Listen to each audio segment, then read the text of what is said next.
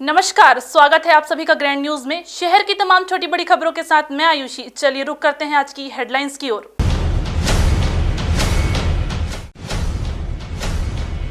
महिला आयोग ने कहा ज्यादातर प्रेम विवाह होते हैं असफल। 35 मामलों की सुनवाई, 32 मामलों में आपसी रजामंदी।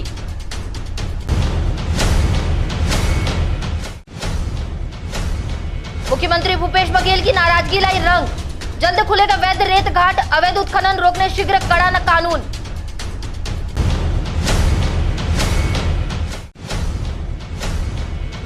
आपसी रंजिश के चलते आदतन बदमाश ने की युवक की चाकू मारकर हत्या, 3 संदेही हिरासत में।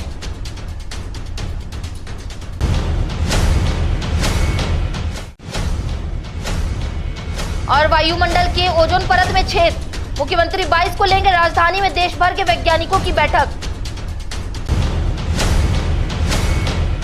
बिलासपुर की तमाम खबरों और गतिविधियों को जानने के लिए हमारे ग्रैंड न्यूज चैनल के यूट्यूब व फेसबुक को सब्सक्राइब, लाइक, फॉलो और शेयर जरूर करें।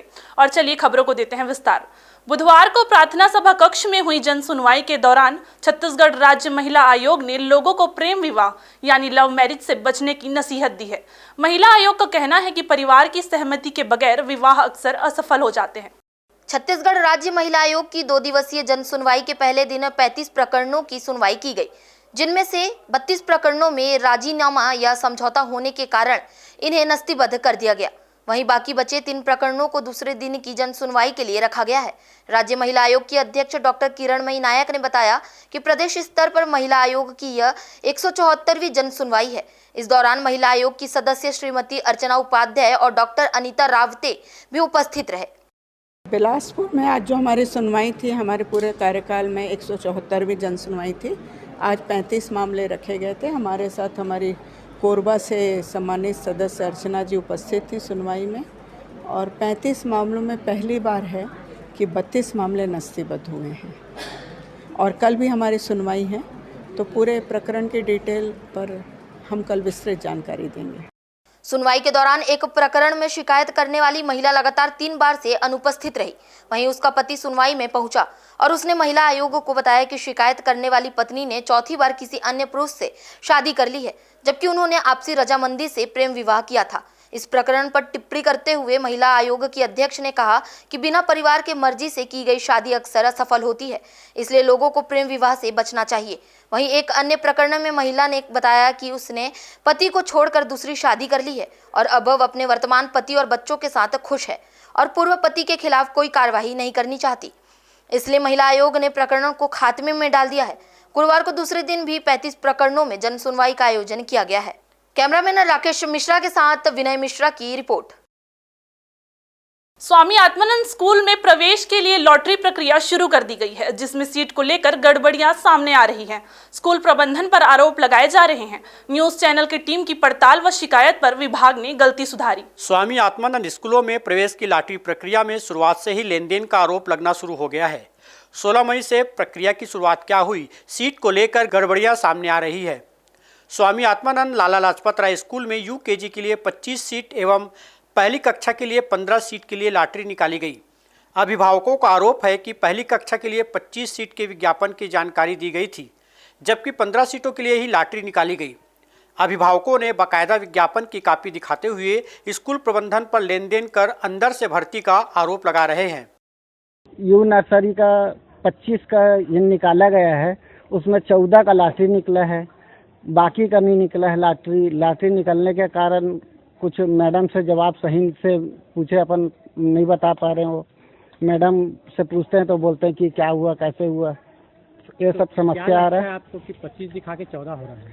25 दिखा के 14 होने का कारण कुछ न कुछ अंदर से अंदर से एडमिशन लेने का संभावना लग रहा है हमको। इसको अच्छी तरीके से प्रशासन से मांगा कि जांच कराया जाए इसकी, या क्लियर किया जाए, स्पष्ट आम पब्लिक को क्लियर किया जाए कि 25 का और 14 में क्या अंतर है। विज्ञापन में 25 सीट दिखाया गया था, लेकिन यहाँ जब लॉटरी हुआ है तो 14 लोगों का ही हुआ है। तो बाकी सीट कहाँ गया ये मैं पता करना, पूछने से बता रहे हैं कि यूकेजी से ले लिया गया। तो जब ऐसा था तो उनको विज्ञापन में ही 14 सीट का देना था, लेकिन वो 25 सीट का दिए, तो आखिर 14 का निकाले और बाकी जो 11 सीट था उसका पता नहीं चल पा रहा कैसे क्या हुआ है। तो हो सकता है कुछ अंदर से हुआ हो, ये मैं नहीं बता सकता, लेकिन क्या है, लेकिन जैसा पूछे तो बताए कि यूकेजी से लिया गया है। तो विज्ञापन में ही 14 सीट का देना था ताकि हम भ्रमित नहीं होते और आवेदन नहीं करते। सर मैं भी गया था कि मेरे बच्चे का भी एडमिशन हो जाए। अब मैंने 25 सीट के लिए देखा था, लेकिन वहाँ सिर्फ 14 लॉटरी निकाला गया है, तो बाकी का कैसे किए हैं वो समझ नहीं आ रहा।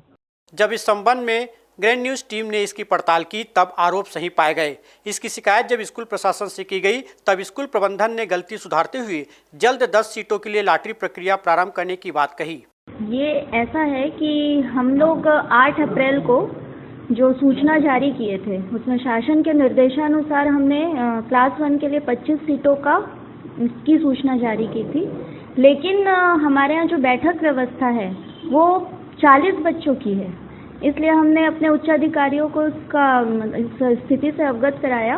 तो उन्होंने मौखिक रूप से ये भी कह दिया था कि देख लीजिए आप लोग अपनी स्थिति के अनुसार, जैसा भी है आपकी बैठक व्यवस्था उसके अनुसार आप लोग अपना डिसाइड कर लीजिए जो है। तो हमने जो 25 सीट था उसको हमने 15 सीटों के लिए लॉटरी कराई और इसके लिए हमने एक सूचना भी जारी की थी। 13 अप्रैल को हमने अपडेट किया था, पोर्टल में भी उस चीज़ों को अपडेट किया था और हमारे यहाँ की सूचना पटल में भी हमने वो सूचना जारी की थी कि जो सीट 25 सीट है उसको हम 15 सीट के लिए लॉटरी कराएंगे। लेकिन अभी हमने उच्चाधिकारियों से दिशा निर्देशन लिया है, तो उनके अनुसार जो शासन द्वारा बढ़ी हुई 10 सीटें हैं तो उसके लिए हम अभी 2-4 दिन में अभिभावकों को सूचित करके उसके लिए लॉटरी 10 सीटों के लिए, रिक्त 10 सीटों के लिए हम करा लेंगे। लोकतंत्र का चौथा स्तंभ होने का दायित्व लगातार ग्रैंड न्यूज़ चैनल निर्वहन कर रहा है। शिकायत के बाद ही सही 10 बच्चों को निःशुल्क कक्षा 12वीं तक अंग्रेजी माध्यम स्कूल में पढ़ने का मौका मिलेगा। अव्यवस्था और शिकायतों को खोजने एवं उससे दूर करने ग्रैंड न्यूज़ चैनल का प्रयास जारी है। कैमरामैन गोपाल मौर्य के साथ शत्रुघ्न चौधरी, ग्रैंड न्यूज़ बिलासपुर। पटवारी संघ की हड़ताल बुधवार को तीसरे दिन भी लगातार जारी रही। भरी गर्मी में हड़ताल पर बैठे पटवारी राज्य सरकार से फैसले की उम्मीद लगाए बैठे हैं, पर यह फैसला जल्द होने की उम्मीद कम नजर आ रही है। पटवारियों की अनिश्चितकालीन हड़ताल का बुधवार को तीसरा दिन रहा। गौरतलब है कि वेतन विसंगति, पदोन्नति सहित विभिन्न मांगों को लेकर प्रदेश भर के पटवारी बेमुद्दत हड़ताल पर चले गए हैं। पटवारी संघ के पदाधिकारी चित्रकांत राही ने कहा कि ऐसा प्रतीत होता है कि छत्तीसगढ़ सरकार पटवारियों को अपना कर्मचारी नहीं मानती है। जनगणना हो या पशुओं की गिनती या अन्य किसी भी तरह की ड्यूटी पटवारियों से करा ली जाती है, पर उन्हें उचित वेतनमान नहीं दिया जा रहा है। पूरे राज्यव्यापी हड़ताल में सारे पटवारी साथी जो पूरे राज्य के छत्तीसगढ़ पटवारी संघ से जुड़े हुए हैं वो शामिल हुए हैं अपनी 8 सूत्री मांगों को लेकर। मांगे हमारी जायज़ है नाजायज़ है सरकार तय कर रही है और तय करने में इतना समय ले रही है कि हम लोग विचलित हो चुके हैं। और हमारे विचलन का कारण ये है कि हमको जितनी राशि मिलनी चाहिए, जो भत्ता मिलना चाहिए, जो मानदेय मिलना चाहिए, अलग अलग चीज़ों में साधन संसाधन को इकट्ठा करने के लिए वो चीज़ें नहीं मिल पा रही हैं। उसका सिर्फ एकमात्र कारण है कि शासन हमारे प्रति कहीं भी सहानुभूति नहीं रख रही है। ऐसा लग रहा है कि हम लोग शासन के कर्मचारी हैं ही नहीं, शासन के मशीन है ही नहीं, जबकि शासन को चाहिए कि प्राथमिकी तौर पर, चूँकि हम लोग सीधे सीधे जुड़े हैं जिला प्रशासनिक बॉडी से और प्रशासनिक बॉडी प्रशासनिक अमला होने के नाते हमको सभी कार्यों को करना होता है, चाहे वो पल्स पोलियो का काम हो, चाहे गाय गिनना हो, चाहे बकरी गिनना हो, चाहे लोगों को जाकर आपदा की स्थिति में बाढ़ से निकालना हो, भूकंप से निकालना हो, ज्वालामुखी से निकालना हो, वो सब काम पटवारी करता है। पटवारियों की हड़ताल पर दुबर बरदू आषाढ़ वाली कहावत सिद्ध हो रही है। जिला प्रशासन के पटवारियों को अनुभव भवन से अपना धरना स्थल हटाने नोटिस दे दिया गया है। ऐसे में पटवारियों के सामने समस्या खड़ी हो गई है कि वे अब अपनी अनिश्चितकालीन हड़ताल का तंबू कहां पर लगाएं। बहरहाल पटवारी संघ ने एसडीएम से मिलकर जगह नहीं बदलने की मांग की है। अब देखना यह होगा कि प्रशासन पटवारियों की इस मांग पर क्या निर्णय लेता है। पटवारियों की हड़ताल जल्द ही समाप्त होने की संभावना नजर नहीं आ रही है। कैमरामैन राकेश मिश्रा के साथ विनय मिश्रा की रिपोर्ट। तापमापी पर मौसम का पारा बढ़ते ही पेयजल संकट गहराने की शिकायतें आने लगी है। बंधवापारा में बनाए गए अटल आवास के पंप का बोर हफ्ते में कई बार जवाब दे जाता है, जिसके कारण यहां के रहने वाले निवासियों को पानी के लिए भीषण गर्मी में भटकना पड़ता है। पीड़ित जन नगर निगम और प्रशासन से कई बार पेयजल संकट दूर करने के लिए अपनी गुहार लगा चुकी हैं, लेकिन अफसरों के कान पर जू भी नहीं रेंगी। स्थिति यह है कि पानी की व्यवस्था करने वाले अक्सर साल भर हाथ पे हाथ धरे बैठे रहते हैं। गर्मी की दस्तक पड़ते ही स्थान स्थान से पेयजल की शिकायतें आने लगी है। अब देखना यह है कि पेयजल की मांग करने वाले नागरिकों को यह आवश्यक सेवा कब तक मिल पाती है। हम लोग को पानी का बहुत दिक्कत का सामना करना पड़ रहा है। पाइपलाइन सही ढंग का है नहीं, फोर्स उसमें आता नहीं, आए दिन मोटर खराब हो जाता है, आए दिन हम इधर उधर पानी के लिए भटकते हैं। पानी की वजह से हम लोग को अब झगड़ा और मार पिटाई का सामना करना पड़ता है। हम सन 2013 से वहाँ बस रहे हैं, मगर अभी तक हमको पानी की सुविधा नहीं मिली, नल की और नालियों की सुविधा हमको नहीं मिली। हम लोग आज इतने आक्रोश में हैं कि हमको एकदम सर, अगर कलेक्टर सर से हम आप हाथ जोड़कर निवेदन करते हैं कि कलेक्टर सर हमारी पानी की समस्या दूर कर। छोटे छोटे बच्चे, बूढ़े बुजुर्ग, कितने दूर से हम लोग पानी लाएंगे। राज्य शासन की महत्वाकांक्षी योजना महात्मा गांधी औद्योगिक पार्क रीपा, जो ग्रामीण अर्थव्यवस्था को मजबूत करने में मील का पत्थर साबित हो रही है। जनपद पंचायत कोटा क्षेत्र अंतर्गत रानी गांव एवं करगी कला में भी रीपा संचालित है। रीपा में कार्यरत महिलाओं ने बताया है कि वे अब सशक्त महसूस कर रही हैं तथा अन्य महिलाओं के लिए प्रेरणा स्रोत बनकर उभरी हैं। करगी कला में नमकीन इकाई में चिप्स, कुरकुरे, पापड़, मशरूम इकाई में मशरूम तथा पोल्ट्री लेयर एवं चिक ब्रीडिंग इकाई में लगभग 28 लोगों को रोजगार मिल रहा है। वहीं रानी गांव में गोबर प्राकृतिक पेंट इकाई, बोरी निर्माण और मिल्क प्रोसेसिंग इकाई संचालित हो रही है। वहां कार्य करने वाली महिलाओं ने बताया है कि अब तक उनके द्वारा 2 लाख का ऑर्डर लिया गया है। फिलहाल वक्त हो चला है एक छोटे से ब्रेक का। ब्रेक के बाद हम जल्द हाजिर होंगे, तब तक के लिए बने रहिए ग्रैंड न्यूज के साथ।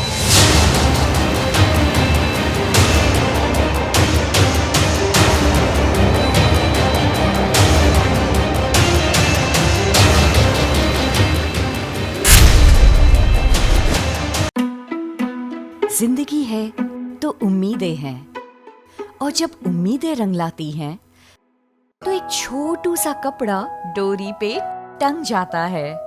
जिंदगी से जुड़ी ऐसी ही उम्मीदों को साकार करते हैं हम Shri Siddhi Vinayak test tube baby centre और life care hospital and maternity home में। A home of hope and happiness, Bilaspur, Chhattisgarh. जिंदगी है तो उम्मीदें हैं, और जब उम्मीदें रंग लाती हैं तो शरारतें पेट में गुदगुदाती हैं। जिंदगी से जुड़ी ऐसी ही उम्मीदों को साकार करते हैं हम Shri Siddhi Vinayak test tube baby centre और life care hospital and maternity home में। A home of hope and happiness, Bilaspur, Chhattisgarh.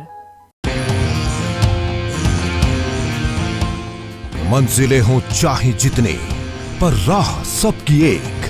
Doctor CV Raman university, Kargi road, Kota, Bilaspur.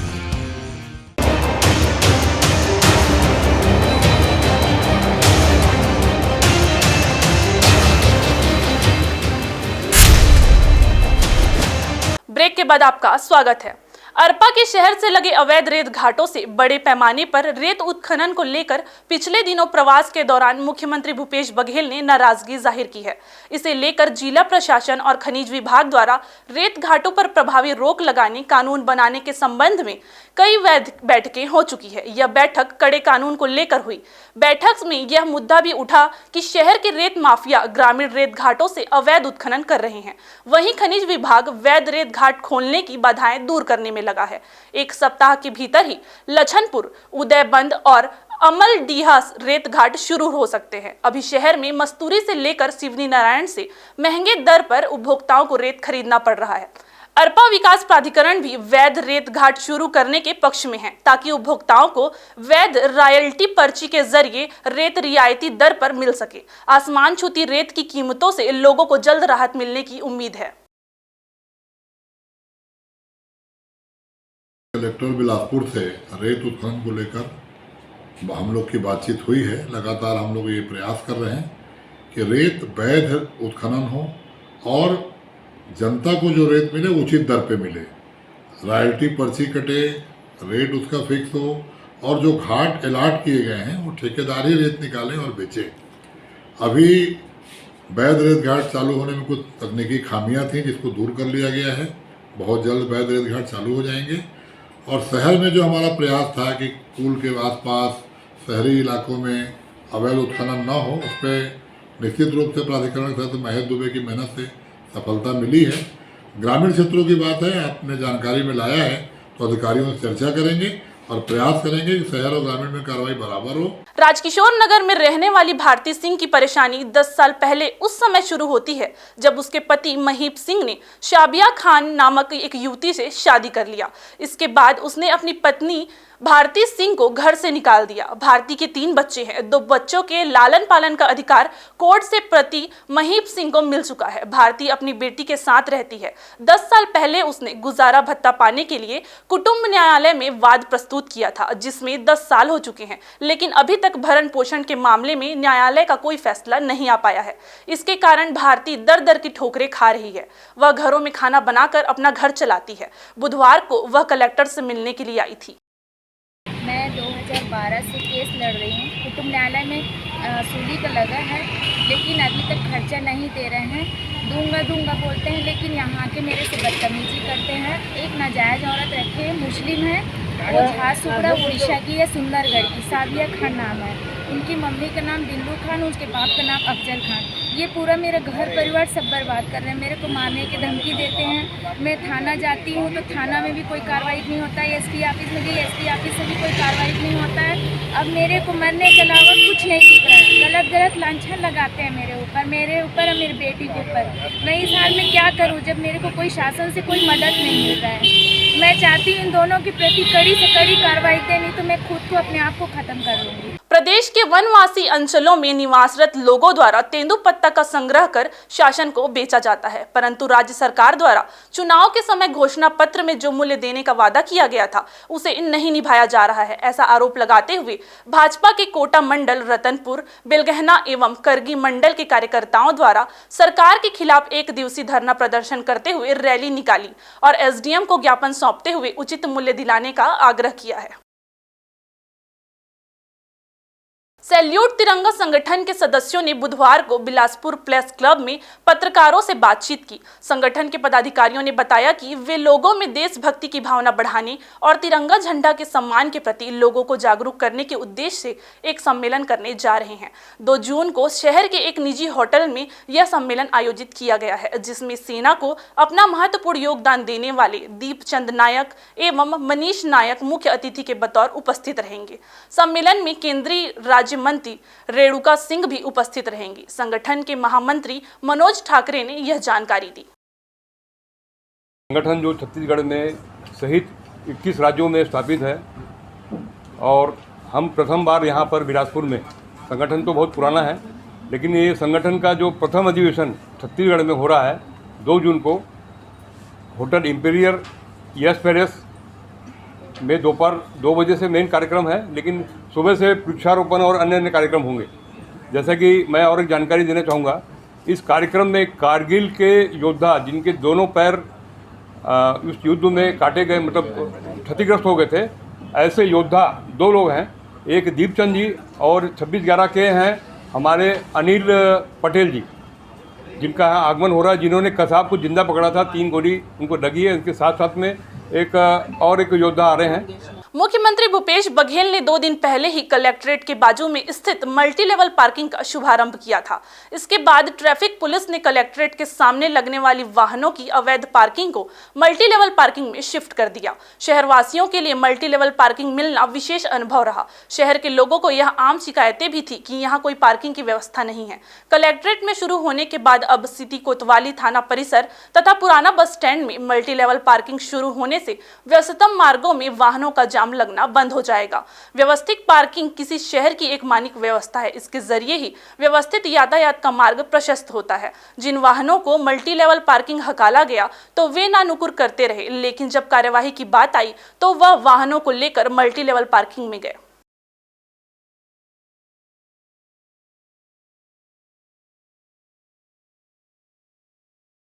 फिलहाल वक्त हो चला है फिर से एक छोटे से ब्रेक का। ब्रेक के बाद हम जल्द हाजिर होंगे, तब तक के लिए बने रहिए ग्रैंड न्यूज के साथ।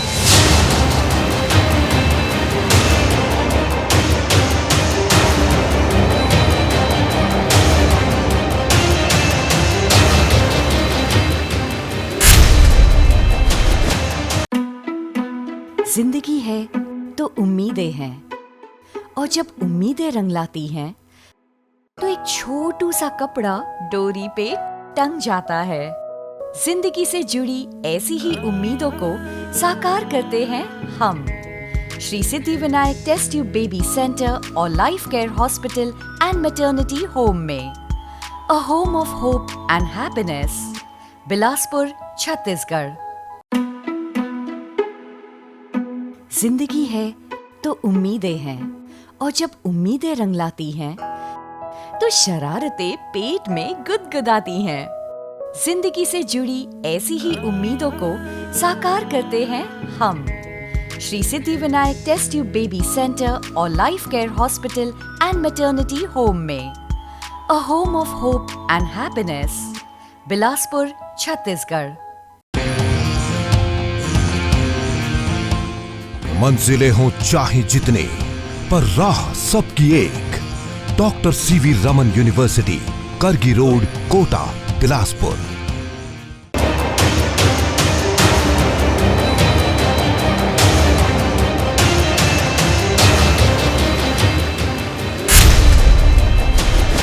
ब्रेक के बाद आपका फिर से स्वागत है। बिलासपुर में फिर एक सनसनीखेज वारदात में सरेराह युवक की चाकू मारकर हत्या कर दी गई। पुरानी रंजिश में आधे दर्जन से अधिक युवकों ने मिलकर वारदात को अंजाम दिया।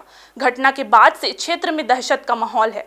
पुलिस ने हत्या का केस दर्ज कर आरोपियों की तलाश शुरू कर दी है। दरअसल घटना शहर के तोरवा थाना क्षेत्र का है, जहां नया पारा गणेश नगर निवासी 25 वर्षीय पवन सोनी आज अपने घर से दुकान जाने के लिए निकला था। इसी दौरान गणेश नगर तिराहे के पास आधे दर्जन से अधिक युवकों ने उस पर धारदार हथियार से हमला कर दिया। इस दौरान पवन पर ताबड़तोड़ कई वार किए गए, जिससे घटनास्थल पर ही पवन की मौत हो गई। बताया जा रहा है कि पुरानी रंजिश में वारदात को अंजाम दिया गया है।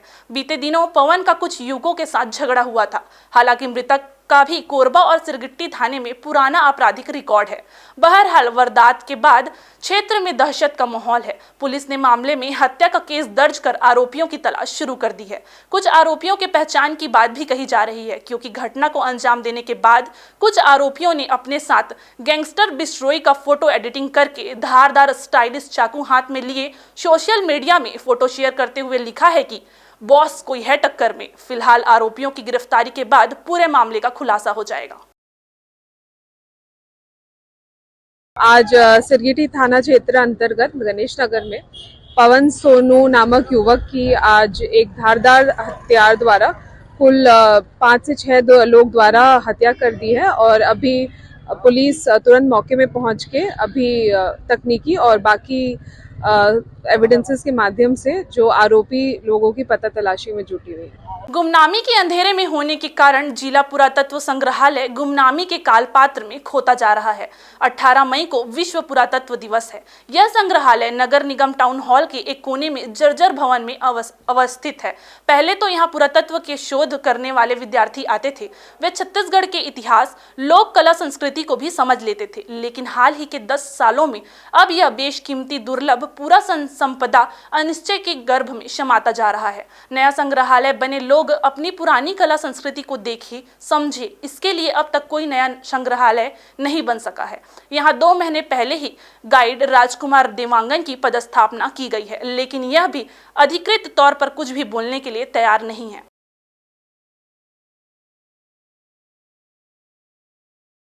ठाकुर छेदीलाल कृषि महाविद्यालय में 22 मई से आधार पाठ्यक्रम शुरू किया जा रहा है।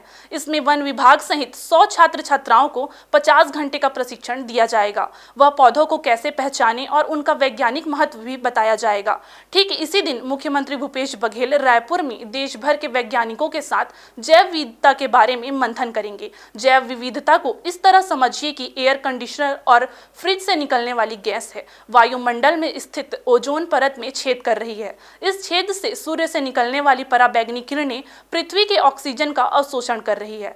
एक तरह से हमारे जीवन के प्राणवायु पर संकट आ रहा है। इसे बिलासपुर के संबंध में समझना जरूरी है। लिंक रोड में तारबहार चौक तक पहले हरियाली की चादर बिछी थी। बिलासपुर रायपुर मार्ग में 4 लेन बनाने के काम पर हजारों पेड़ काट दिए गए हैं। अब उसलापुर से लेकर मुंगेली नाका तक सड़कों पर छाई हरियाली सड़क बनाने के नाम पर काटा जाने वाला है। इसके कारण सन 2000 से लगातार हर साल तापमान बढ़ता जा रहा है, जिसके कारण भूमि का दृश्य अंधाधुंध दोहन के कारण पृथ्वी के गर्भ में जा रहा है। अंतर्राष्ट्रीय जैव विविधता दिवस है 22 तारीख को, दिनांक 22 तारीख को, और उसमें छत्तीसगढ़ शासन और माननीय मुख्यमंत्री जी के मंशानुसार उस दिन हम एक पैरा टैक्सोनॉमी कोर्स चलाने का एक उद्घाटन भी माननीय मुख्यमंत्री जी के द्वारा रायपुर में होने जा रहा है। इसके तहत जो प्रमुख छत्तीसगढ़ राज्य के महाविद्यालय हैं, बिलासपुर है, जगदलपुर है, अंबिकापुर है, कवर्धा है, बड़े जो महाविद्यालय हैं, वहाँ पे ये पैरा टैक्सोनॉमी का कोर्स, सर्टिफिकेशन कोर्स है, वो हम लोग चला रहे हैं वन विभाग की मदद से। वन विभाग इसके लिए वो फंड दे रहे हैं हमें, और उनके तरफ से एक लिस्ट आएगी। देखिए, हम एक सैद्धांतिक पाठ्यक्रम शुरू कर रहे हैं जो 50 घंटे का होगा, और इसके लिए जो योग्यता है वो 10वीं उत्तीर्ण जो भी छात्र छात्राएँ हैं उनके लिए पाठ्यक्रम है। और विशेष रूप से मानव के अस्तित्व के लिए जीवों में पाए जाने वाली विविधता आवश्यक है, और इसी को ध्यान में रखते हुए एक आधार पाठ्यक्रम हम शुरू कर रहे हैं जैव विविधता के ऊपर। और इसका लाभ निश्चित रूप से हमारे छत्तीसगढ़ के जो युवा है उनको मिलेगा। जब हम बात करते हैं वनस्पतियों और जीवों की पहचान के संदर्भ में, इस समय अंचल में उत्तर पश्चिम से गर्म हवाएं आ रही हैं, जो पूरे अंचल को झुलसा रही हैं। ये हवाएं राजस्थान के रेतीली क्षेत्र से होकर आ रही हैं, इसलिए हवाएं बेहद गर्म हैं। इससे अभी राहत मिलने की कोई उम्मीद नहीं है। 25 मई से नौतप्पा शुरू हो रहा है। इस तरह से सूर्य की किरणें सीधे पृथ्वी पर पड़ेगी, इसलिए तापमान और बढ़ जाएगा। अच्छी बारिश के लिए तेज गर्मी पड़ना भी जरूरी है। तेज धूप होने से पृथ्वी से वाष्पीकरण तेज गति से होता है, जो वायुमंडल में बादल बनने के लिए जरूरी है। यही संचित वस्व मानसून आने पर बादल बनकर बरसते हैं। सड़कें दोपहर होते ही सूनी दिखाई दे रही है। वर्तमान में जो है हमारे मध्य भारत में उत्तर पश्चिम से शुष्क हवाएं आ रही हैं, जो कि अपने साथ गर्मी या हीट वेव को लेकर आ रही हैं, जिसके कारण पूरे मध्य भारत में तापक्रम में दिनों दिन बढ़ोतरी होती जा रही है, और आगामी कुछ दिनों में यह तापक्रम और बढ़ने की संभावना है। नौतपा जो है हिंदू धर्म की मान्यता के अनुसार नौतपा में ज़्यादा गर्मी पड़ती है, और संभावना है कि इस समय भी गर्मी पड़ेगी। प्राय ये भी देखा जाता है कि लोकल प्रभाव के कारण एकाध वर्षा भी नौतपा में कभी कभी देखी जाती है। आज के बुलेटिन में बस इतना ही। अगले बुलेटिन में फिर होगी आपसे मुलाकात। तब तक के लिए पूरी टीम के साथ आयुषी को दीजिए विदा। नमस्कार।